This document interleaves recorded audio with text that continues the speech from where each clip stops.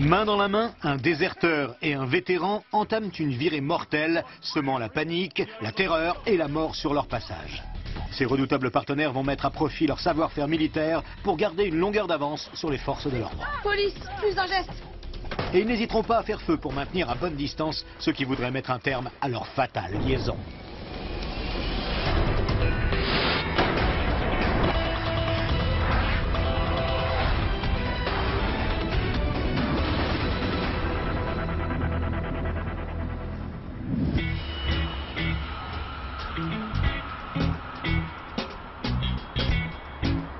Juin 1996.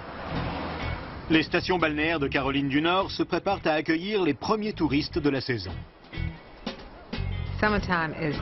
Les plages sont noires de monde en été.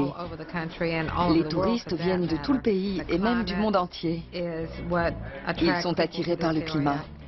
Et les gens ici sont très accueillants.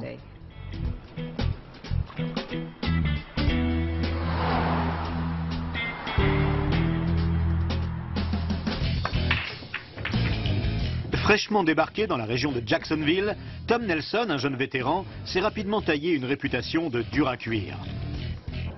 Une réputation dont il est fier et qu'il cultive en arborant en permanence un pistolet de gros calibre fermement accroché à sa ceinture. Le revolver de Tom était un prolongement de sa personnalité. Il avait la gâchette facile, il était sans cesse au bord de l'explosion et il détruisait tout sur son passage. La veille, Tom a fait la démonstration de son tempérament impétueux.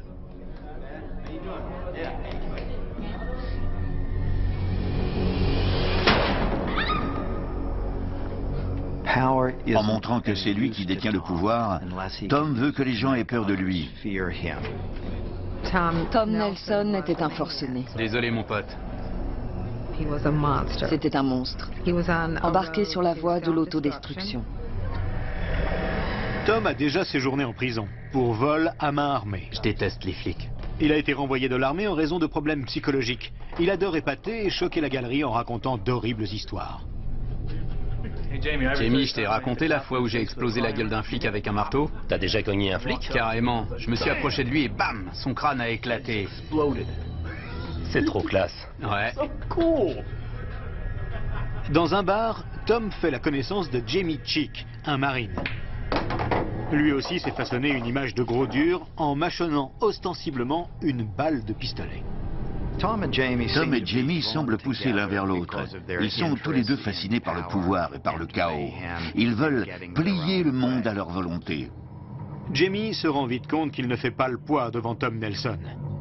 Il décide alors de prendre exemple sur l'homme qu'on surnomme l'animal. Jamie Chick voulait modeler sa personnalité sur celle de Tom Nelson. Ne pars pas, s'il te plaît. Abandonné par sa femme 4 mois auparavant, Jamie Chick vient d'être contrôlé positif lors d'un test de dépistage antidrogue. Il est en passe d'être renvoyé du corps des Marines. En quelques mois, il a perdu tous ses repères. Il s'est alors engouffré dans une spirale infernale J'ai été contrôlé positif il y a quelques jours. de drogue, de violence et d'autodestruction. Aujourd'hui, Jamie fait face à une situation délicate. Il doit se rendre à Wilmington, où sa nouvelle petite amie va accoucher. Mais son véhicule est en panne et il n'a pas d'argent pour le réparer. Tom, son meilleur ami, ne comprend pas où est le problème. Je crois que j'ai la solution. On va faire une bonne équipe.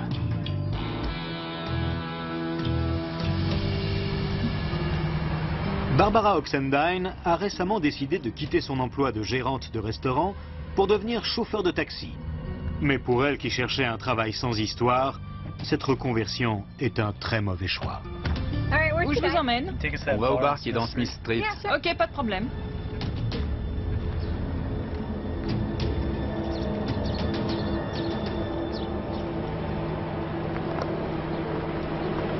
Je crois que votre bar est fermé. Sors de la voiture. Allez, plus vite. Ne me faites pas de mal, par pitié. Allez, sors de là. Oh, je vous en supplie, ne me faites pas de mal, s'il vous plaît. Où est le fric? Allez, dépêche-toi, plus vite que ça. Il est où? Allez, on se magne. Arrête de hurler.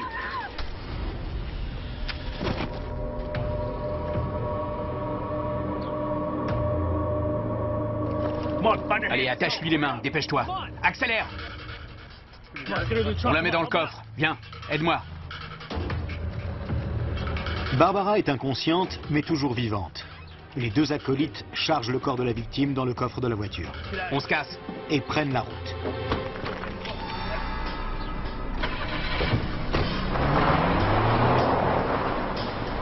Jimmy Cheek est au volant du taxi. Ils vont à Wilmington, à 80 km au sud. Je reviens.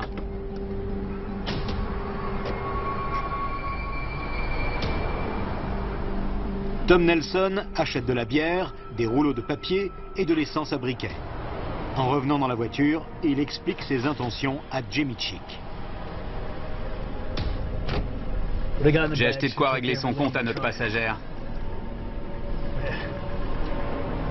Puis, il gare le véhicule dans les environs, sur un chemin de terre isolé.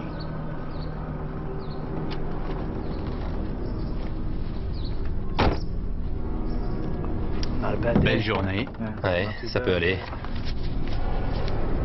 Voilà ta part. T'es prêt? Ouais. C'est parti. Ouais.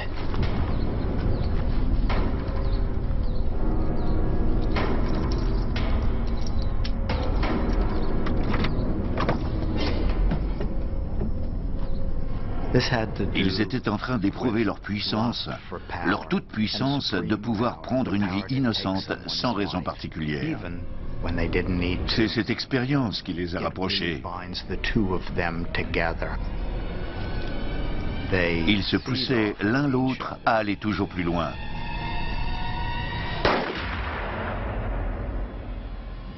L'un sans l'autre, ils n'auraient pas eu le cran de commettre un acte aussi odieux sur la personne de Barbara Oxendine.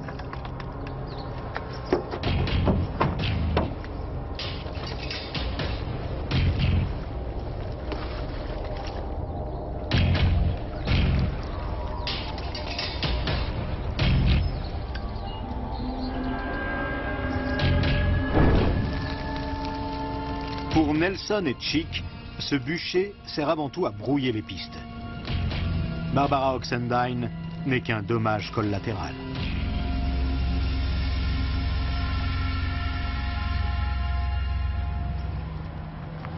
L'alerte est rapidement donnée. Les urgences, j'écoute. Je viens de m'arrêter à côté d'un véhicule en feu. Il faut envoyer les pompiers le plus vite possible. Merci.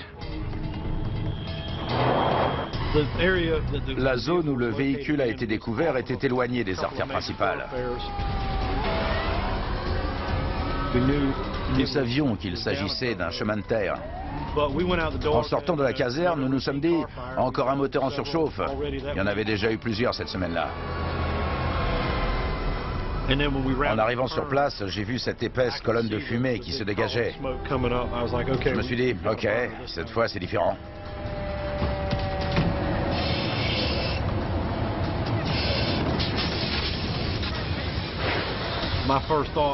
J'ai tout de suite pensé, c'est une voiture volée. Quelqu'un a mis le feu pour effacer ses traces. C'est ce qu'on appelle un feu total.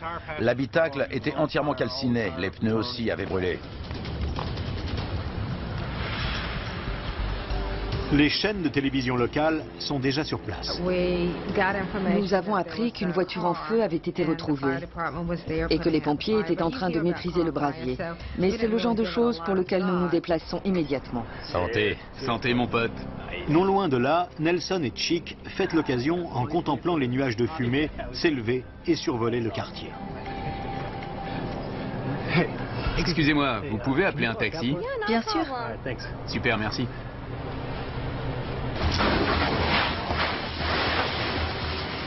Les pompiers parviennent à maîtriser le feu en 10 minutes. Suivant la procédure, ils inspectent le véhicule en commençant par le coffre.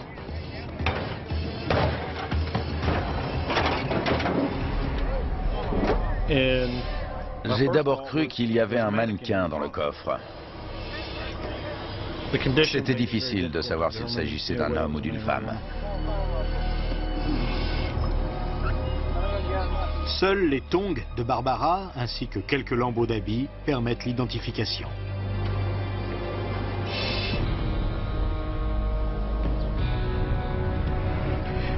Vous allez où? Emmenez-nous à l'hôpital. Très bien. Tom Nelson et Jamie Chick ont repris leur route. Ils sont à moins de 10 km de la maternité à bord d'un autre taxi. Mais le chauffeur ne sait pas de quoi sont capables ses passagers.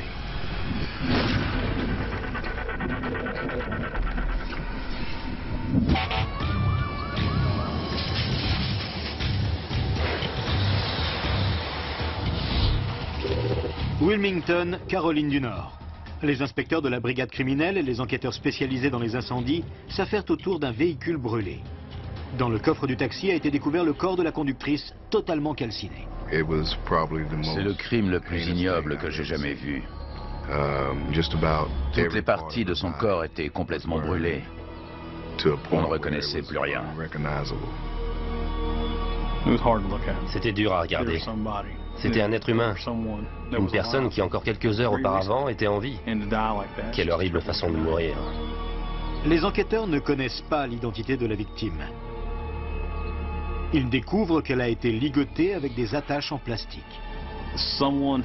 Lorsqu'un criminel se pointe avec ce genre de matériel et qu'il commet un meurtre pendant le braquage, on peut imaginer que tout cela a été prémédité. Ce qui ressemblait de prime abord à un banal feu de voiture s'est transformé en un macabre mystère. Nous avons ensuite compris qu'un corps avait été retrouvé. C'est vraiment une manière atroce de mourir. Le corps est emporté pour être autopsié par un médecin légiste.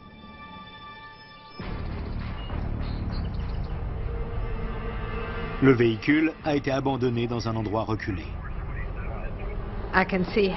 On imagine très bien comment ils ont pu mettre le feu au véhicule sans que personne ne les voie. Ils étaient sur un chemin de terre. En revanche, ils n'étaient pas très loin d'une zone beaucoup plus fréquentée et donc la fumée qui s'est dégagée n'est pas passée inaperçue. 2 bidons d'essence à briquet sont retrouvés. L'un sur le siège du conducteur et l'autre près de la porte du passager. Là, nous nous sommes dit que nous avions affaire à plusieurs personnes. Les assassins ont incendié le taxi dans l'espoir de faire disparaître toutes les preuves qui auraient pu permettre de remonter jusqu'à eux. Le feu avait détruit toutes les empreintes digitales à l'intérieur du véhicule.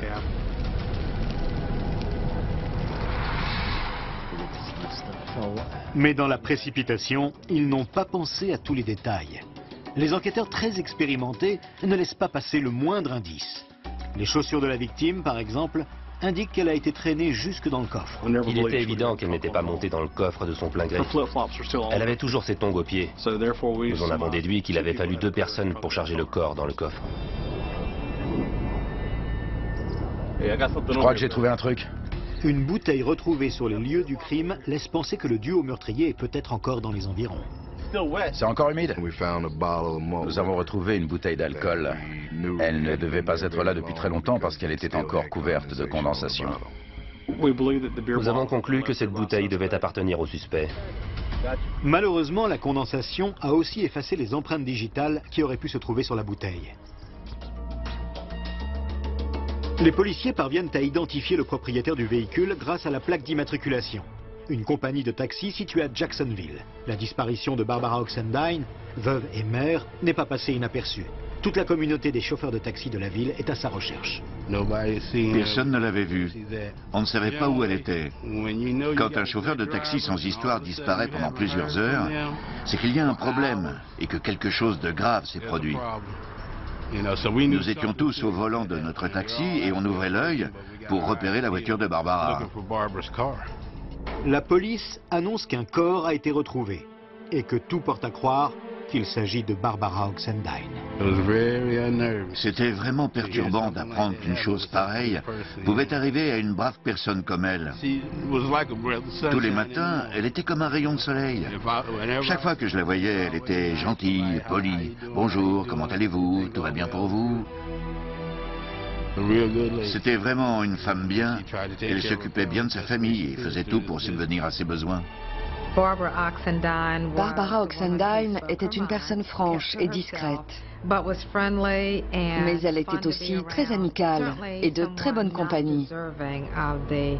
Elle n'avait rien fait pour mériter une mort aussi horrible. La police de Jacksonville est invitée à participer à l'enquête. Les enquêteurs découvrent que Barbara a émis un dernier appel radio vers 12h30. Dans ce message, elle disait qu'elle venait de prendre une course près d'un centre commercial dans la banlieue de Jacksonville et qu'elle emmenait les clients vers un bar. Le médecin légiste confirme, grâce aux empreintes digitales relevées sur le permis de travail de la victime, que le corps est celui de Barbara Oxendine. Nous avons découvert que la victime avait reçu une balle dans la joue droite.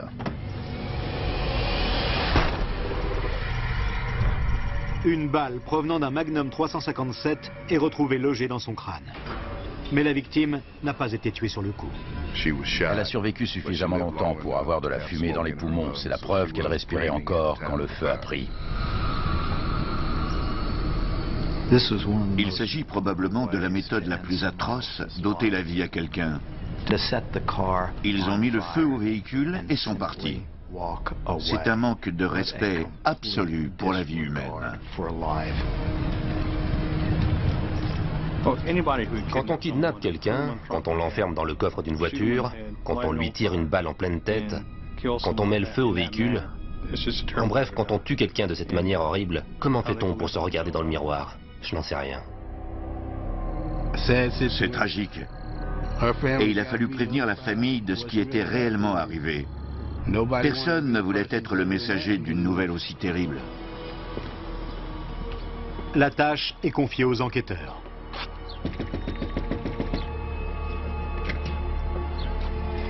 Oui.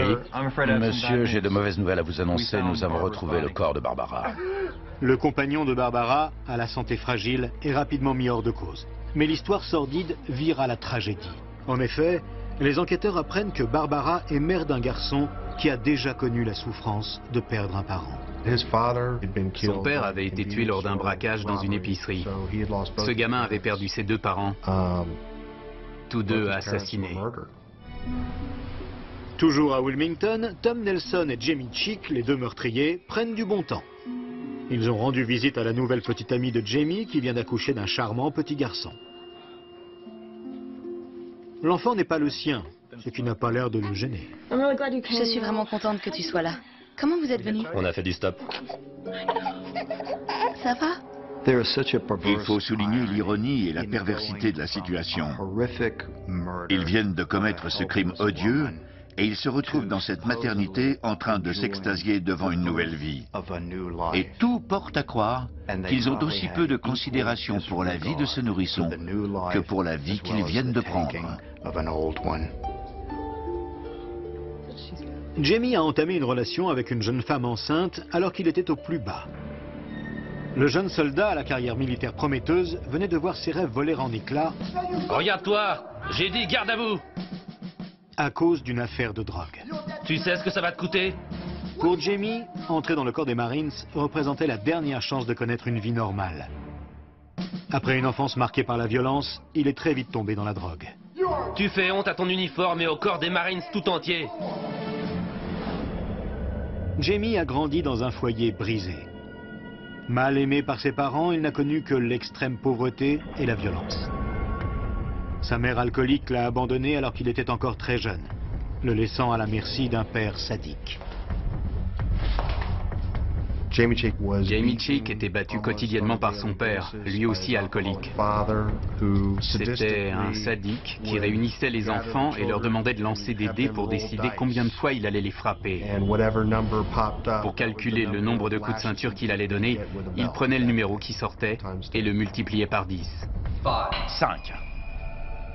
Multiplié par 10. Le père de Jamie était le prototype parfait du père menteur, manipulateur, violent et négligent. Je t'en supplie, fais pas ça. Jamie a tout appris de lui, et les leçons qu'il a retenues l'ont persuadé Pas multiplié par 10. que la seule chose à faire dans la vie était d'assouvir ses pulsions. Jamie a enfin trouvé quelqu'un qui le comprend. Son nouveau mentor, Tom Nelson. Jamie, viens, on sort. Deux drogués attirés par une vie criminelle. Ils étaient investis d'une mission, ils avaient la même vision du monde, ils se comprenaient parfaitement.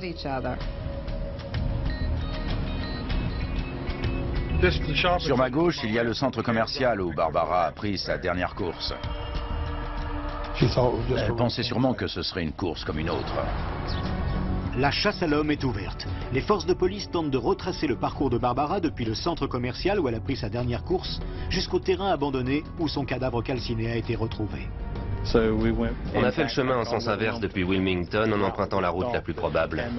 On est entré dans toutes les stations-service pour savoir si quelqu'un avait vu un taxi. Mais les recherches restent infructueuses. La nouvelle du meurtre plonge les deux villes dans l'effroi. À l'époque, je me suis dit, cette femme a pris des clients à Jacksonville et les a emmenés à Wilmington. On ne saura jamais qui l'a tuée. L'affaire semblait de plus en plus insoluble. Nous n'avions pas la moindre piste. Il y avait seulement les éléments de la scène de crime. L'enquête est relancée lorsque la police découvre un enregistrement vidéo d'une caméra de surveillance montrant les deux suspects au centre commercial. Mais la police parviendra-t-elle à arrêter les assassins de Barbara avant qu'ils fassent une nouvelle victime? Donne-moi l'argent. Allez, plus vite que ça. Police, arrêtez!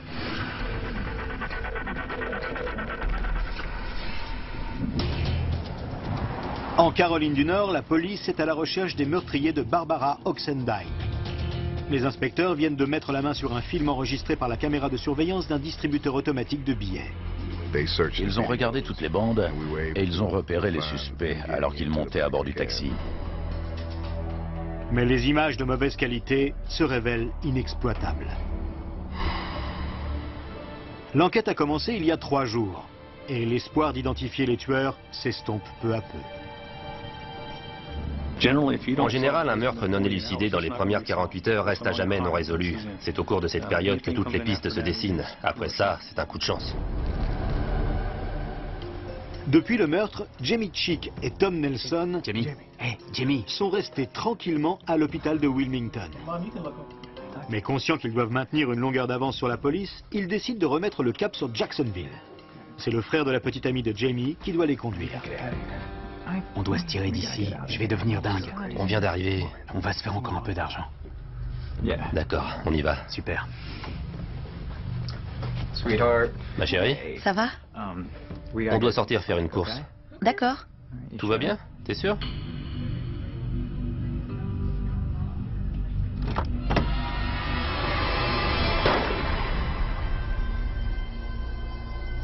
Sachant que 2 tueurs sadiques sont en liberté, les chauffeurs de taxi de la ville sont sur leur garde.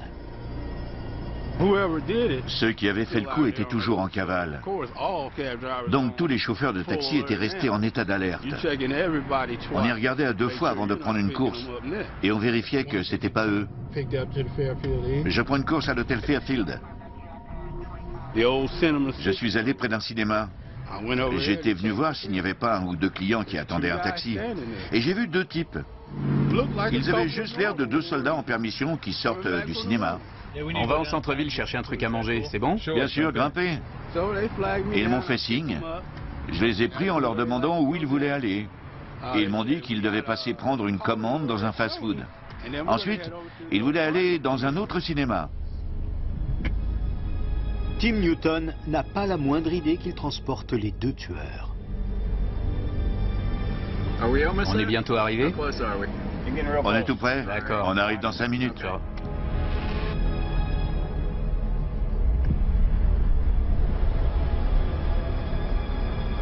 On est arrivé.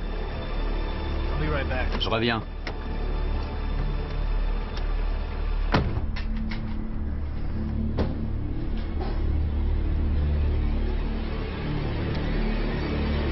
La caisse! Plus vite que ça! Pour tuer le temps, Jamie Chick pose quelques questions au chauffeur de taxi. Vous avez entendu qu'une femme qui conduisait un taxi a été tuée? Oui. Il m'a demandé si j'avais entendu parler du meurtre à Wilmington. Il voulait aussi savoir si la police avait une description des suspects. Je l'ai envoyé balader. Je n'aime pas parler de ce genre de choses avec les clients. Allez, dépêche-toi, tout l'argent! Allez, allez, allez, je te donne 5 secondes, plus vite! Prenez tout. Prenez. Vous n'en savez pas plus? Et préviens personne, sinon je te bute. Je sais que la police ne sait pas ce qui a pu se passer. Ils recherchent toujours le type qui a fait ça. Sors de la voiture. Allez, allez, active-toi. Je n'ai rien pu faire. J'aurais pu me battre, mais j'ai vite compris à qui j'avais affaire. Et c'est là que j'ai réalisé qui étaient vraiment ses clients. C'est les types qui ont tué Barbara. Allez, sors de là. Bouge. D'accord. Bouge. Bouge.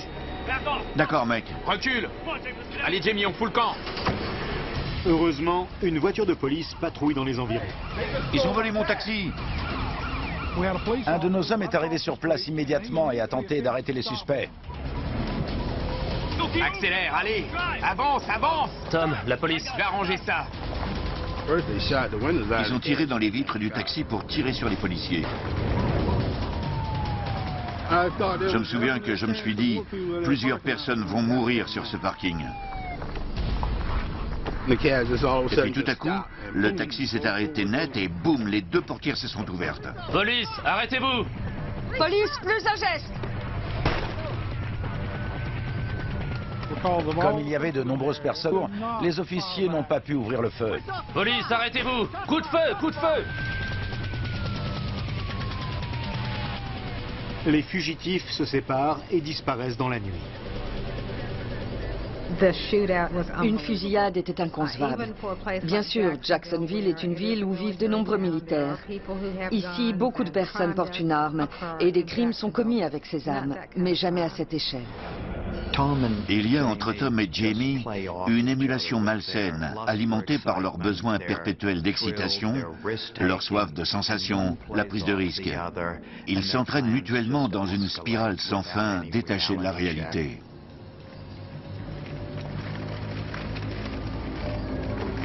Nelson est à la recherche d'une autre voiture à voler. Donne tes clés. Allez. Dépêche-toi. Les clés.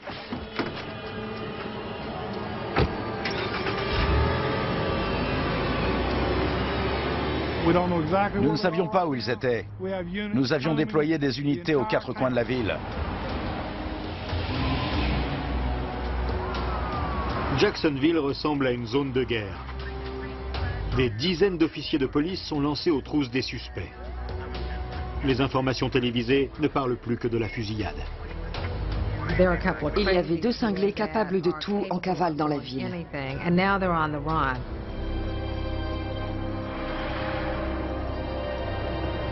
Jamie Chick a décidé de se cacher dans un mobil-home parqué aux abords de Jacksonville, un endroit sûr où il vient parfois trouver refuge. Ça s'est passé comme je te le dis. Chick se vante auprès de son ami et lui raconte sa vie sanglante. C'est un peu le préambule de sa nouvelle vie. Il veut devenir un criminel.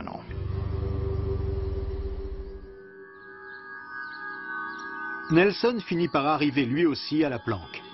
Les tueurs décident de ne pas en rester là. Ils veulent aller encore plus loin.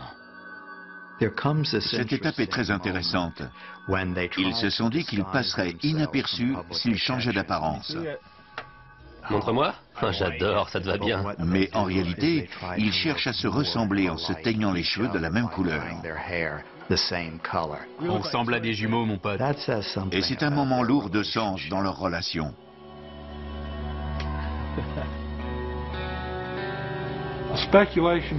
Nous avons toujours spéculé que Chick et Nelson n'étaient pas de simples amis.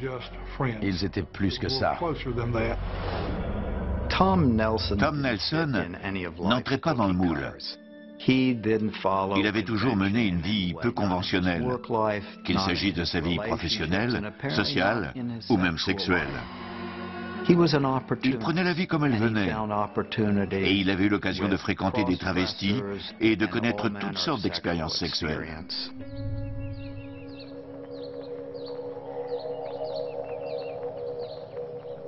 Tandis que la ville grouille de policiers, Nelson et Chick décident de faire profil bas. Nous avons retrouvé une voiture qui avait été volée par des individus armés. Elle était sur l'autoroute 24 en direction de l'Est.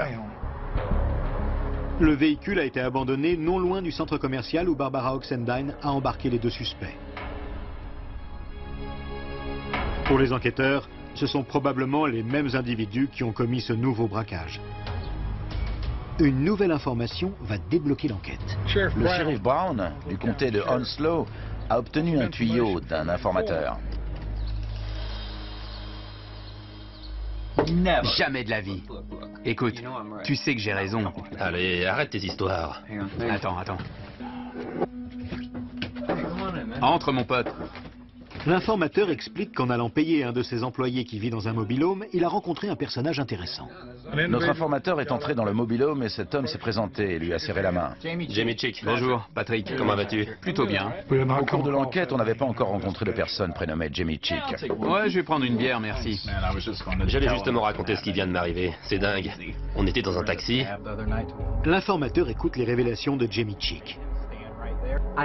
J'ai sorti mon flingue devant le chauffeur de taxi. Je lui ai piqué sa place et on s'est barré. Les flics nous ont suivis et on a tiré. Bam, bam, bam. Il devine que Jamie est un ancien militaire. C'était dingue. Vous avez déjà fait un truc pareil? Les enquêteurs apprennent qu'un marine stationné à Camp le Jeune, une base militaire des environs, vient de s'attirer des ennuis. Regarde-toi! Au garde à vous! Tu fais honte à ton uniforme et au corps des Marines tout entier. Le commandant de la base explique que Chick a disparu après avoir été contrôlé positif lors d'un test de dépistage antidrogue. Jamie était considéré comme un déserteur. Il était censé être à la base, mais il n'y était pas. Jamie tente d'échapper à la police depuis plusieurs jours en dormant chaque nuit dans un mobil-home différent. Mais ce soir, les enquêteurs pensent savoir où il dort et ils ont un mandat de perquisition. Jamie Chick, police, ouvrez! Une chose est sûre, si Nelson et Chick sont bel et bien dans la caravane, l'arrestation ne se fera pas en douceur.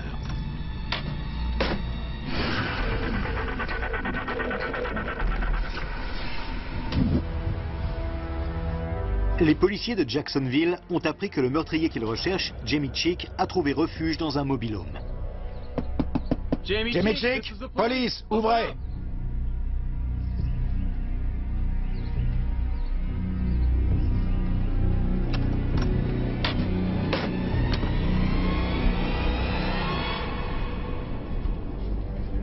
RAS. Le suspect n'est plus là. Mais la police trouve des coupures de journaux relatant le meurtre de Barbara Oxendine. Non seulement Jamie Chick a dit à l'informateur qu'un de ses amis était aussi impliqué, mais il lui a aussi révélé l'endroit où il devait se retrouver le soir même.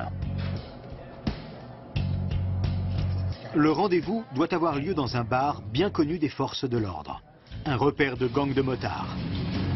Un endroit dangereux. J'ai quelques questions à vous poser. Vous connaissez cet homme, Jamie Chick? Ces individus entretiennent un véritable esprit de clan.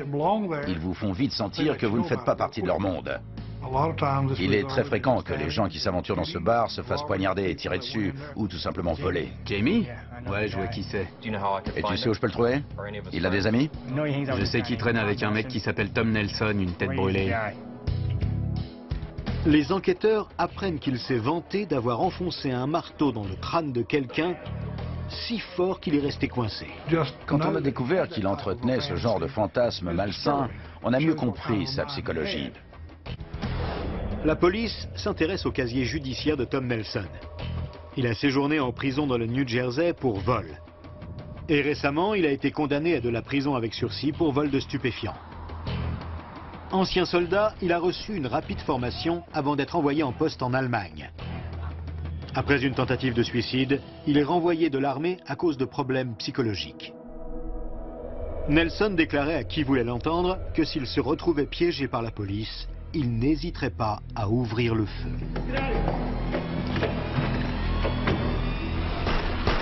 Il s'était juré de ne plus jamais retourner en prison.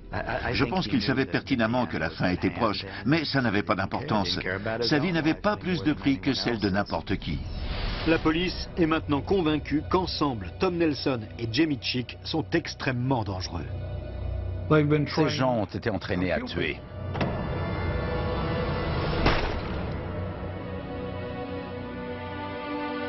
Le filet se resserre autour des meurtriers de Barbara Oxendine. Nelson et Chick ont rendez-vous dans un bar ce soir. Et la police les attend. C'est ici que ça se passe. Vous deux, allez voir à l'intérieur s'il est déjà arrivé. Nous avons rapidement réuni nos meilleurs officiers pour essayer de les appréhender. Nous savions à qui nous avions affaire. Il fallait les prendre au dépourvu. Nous comptions sur le fait que nous étions plus nombreux qu'eux.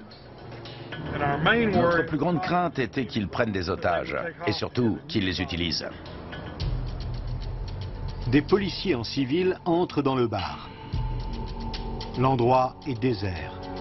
Aucune trace des suspects. Mais ils étaient intimement convaincus que les deux meurtriers n'avaient pas quitté la ville. Une première fois, et manque de justesse un officier. La poursuite commence.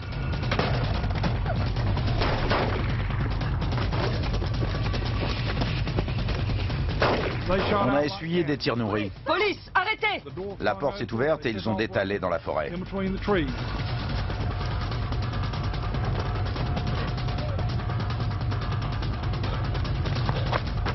Il s'est mis à genoux et s'est rendu compte qu'il ne pouvait plus résister ou s'enfuir. Nelson décide de tenir sa promesse.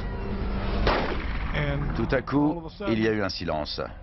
Et quand on s'est approché, il s'est tiré une balle en pleine tête. Tom Nelson, mort à 28 ans. Il avait dit quelque chose qui était vrai. Jamais on ne me prendra vivant. Et pour s'assurer qu'il ne serait pas pris vivant, il s'est tiré une balle dans la bouche. Les enquêteurs découvrent un message écrit par Tom Nelson alors qu'il était à la maternité, indiquant qu'il savait que ses jours étaient comptés. C'est du jamais vu. Ce type est allé dans un hôpital pour rendre visite à une connaissance et il a préféré rester dans son coin pour mettre par écrit ce genre de pensée. C'est très étrange.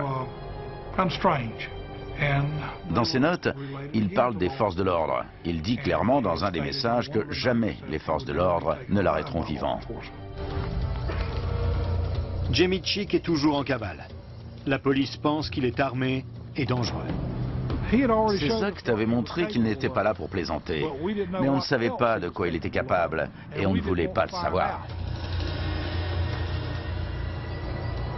La police sait aussi que Chick, l'ancien marine, est entraîné à se dissimuler et à survivre dans un environnement hostile.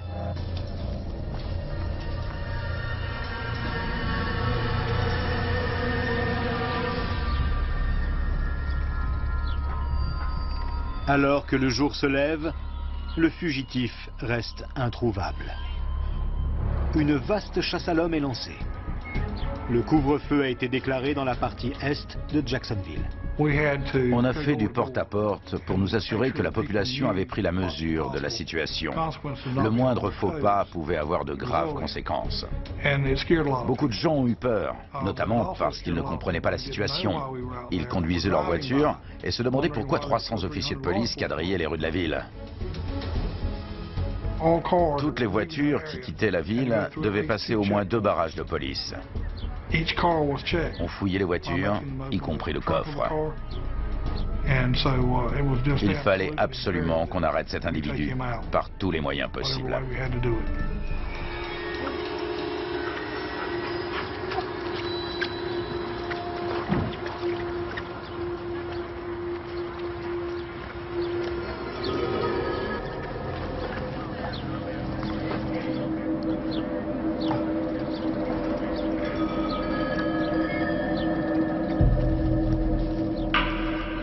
Après des heures de battue, Les gars, par ici. le fugitif est enfin repéré.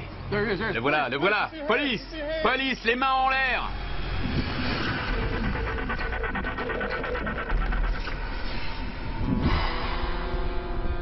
Jacksonville, en Caroline du Nord. 8 jours après le meurtre de Barbara Oxendine, Les gars, par ici. Jamie Chick est enfin débusqué. Vous portez une arme? Non, j'ai rien. Doucement, descendez tout doucement. Chick s'est rendu compte qu'il ne pouvait plus s'enfuir et s'est résigné. Retournez-vous doucement, face à moi. Mettez-vous à genoux, les mains jointes. Quand on l'a arrêté, il s'est avéré que ce n'était pas un type très courageux. Il n'y avait rien d'héroïque dans ce qu'il avait fait. On aurait dit un rat d'égout couvert de boue de la tête aux pieds. Asseyez-vous.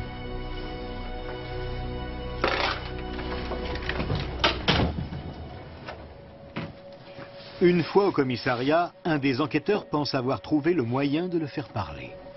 Jamie, t'es dans un sale état. Qu'est-ce que t'as fait ces derniers jours? Parle-moi de Wilmington.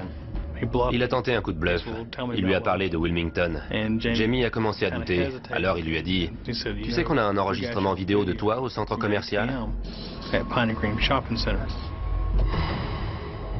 Chick ne sait pas que l'enregistrement est de trop mauvaise qualité pour l'identifier.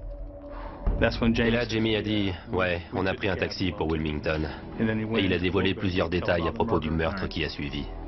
Je vais tout vous dire.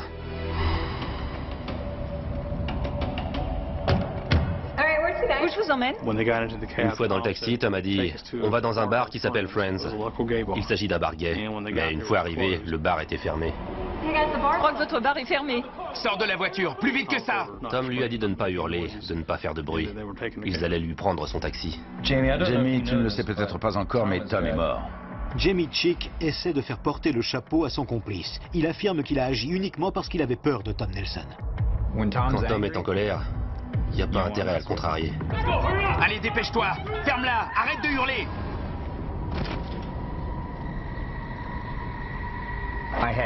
J'ai rien à voir avec ce qui est arrivé après. Quand l'un des deux suspects est mort, c'est facile pour le survivant de rejeter toute la faute sur le défunt pour essayer de tirer son épingle du jeu. Allez, attache-lui les mains, dépêche!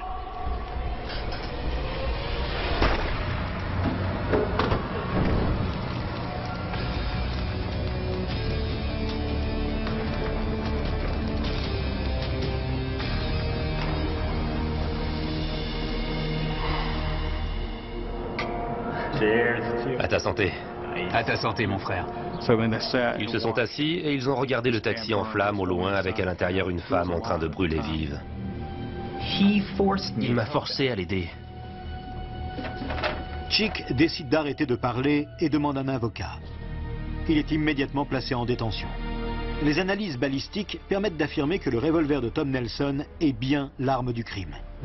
La balle prélevée sur Barbara Oxendine a été tirée sans l'ombre d'un doute par l'arme retrouvée entre les mains de Tom Nelson.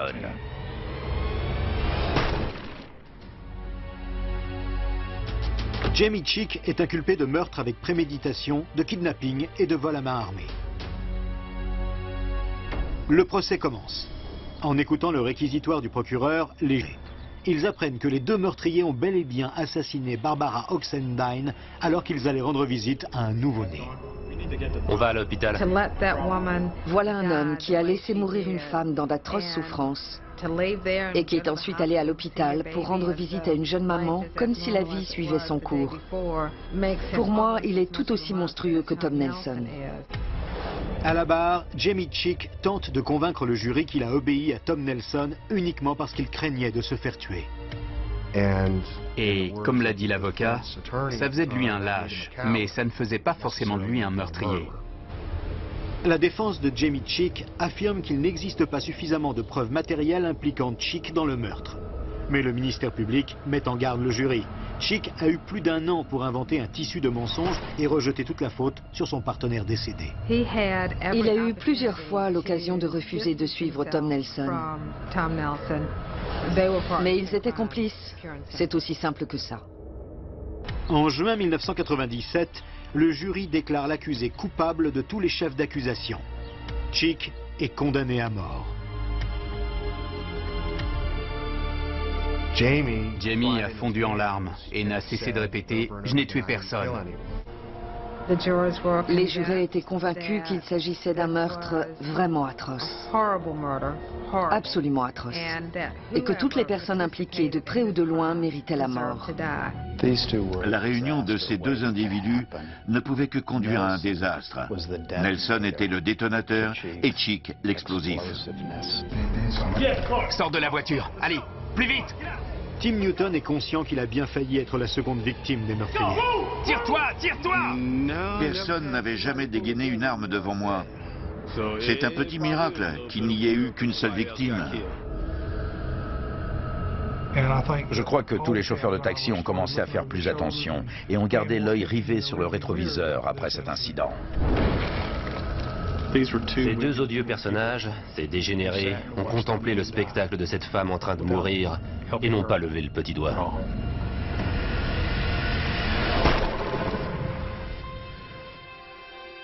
Les funérailles de Barbara Oxendine se déroulent dans l'intimité. Elle est enterrée dans le cimetière municipal de Jacksonville. Son fils m'a dit que c'était une femme gentille et très appréciée.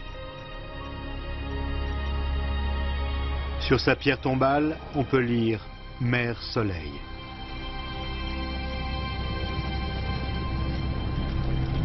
Les raisons qui ont poussé les deux meurtriers à commettre ce crime restent mystérieuses. S'agissait-il simplement de gagner un peu d'argent pour leur prochaine dose de drogue? Donne-moi l'argent, allez plus vite! Ou l'explication est-elle plus complexe et plus sombre? Pourquoi ont-ils fait ça? C'étaient deux monstres qui n'avaient pas le moindre respect pour la vie humaine. Je ne vois que cette explication. Cheek fait appel à la Cour suprême de l'État. En 2010, un juge fédéral commue la sentence. La peine de mort se transforme en peine de prison à vie. J'ai parlé à Jamie et à des gens qui ont connu Jamie et Tom. Apparemment, ils avaient eu des relations sexuelles. Les attaches en plastique que Nelson a utilisées pendant le meurtre provenaient du sac à malice de Tom Nelson, comme l'appelait sa petite amie. Jamie a cru qu'elles avaient été achetées dans un sex shop. C'est ce qu'il a dit au cours de l'interrogatoire. Je lui ai demandé « Comment tu sais ça ?» Il m'a dit « Je le connais bien. » Eh bien, parle-moi de lui. Et Jamie m'a répondu « Tom aime les trucs pervers, les trucs sexuels, homosexuels, les trucs comme ça. C'est ça qu'il aime. » C'est le résultat de la rencontre de deux personnes qui n'auraient jamais dû se rencontrer. Tom Nelson et Jamie Cheek présentaient de nombreux aspects caractéristiques des sociopathes. Les sociopathes ont deux composantes profondément enracinées et inébranlables. D'abord, ils ont une attitude désinvolte et un grand mépris de la vie d'autrui. Et ensuite, cette attitude se traduit par des comportements transgressifs qui enfreignent et violent la loi. Ils ont chacun trouvé le catalyseur parfait. Une liaison fatale s'est formée entre eux, et de cette alchimie est né un tourbillon de chaos et de brutalité.